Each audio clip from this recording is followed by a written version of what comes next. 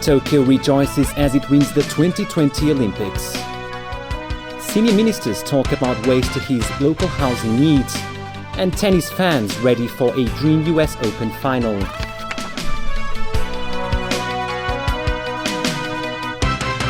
Good evening.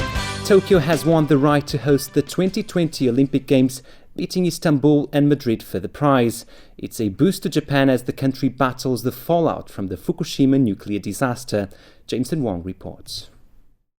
And locally, the housing chief today attempted to reassure the public that the government's plan to build more units at some existing public housing estates is feasible. And the development secretary said country parks may have to be looked at to ease Hong Kong's housing needs. Evelyn Leung has more.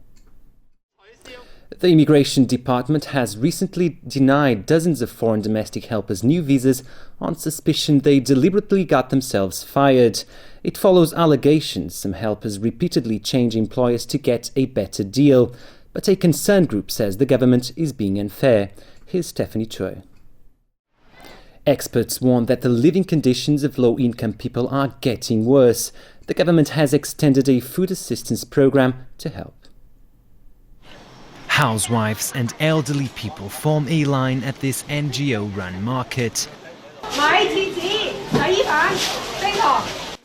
They are here to purchase a basket of basic goods, ranging from rice and sugar to detergent and toilet paper at a discounted price.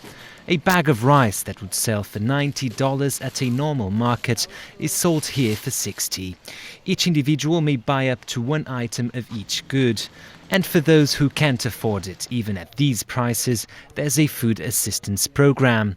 After their situation has been assessed by a social worker, they may collect the food once a week. Many low-income earners describe the program as a lifesaver.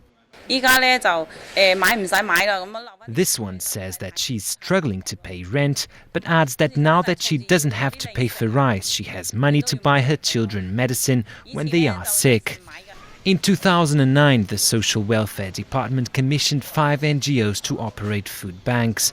One of these organizations noted a 60% increase in the number of people resorting to food assistance in the past 2 months relative to the same period last year.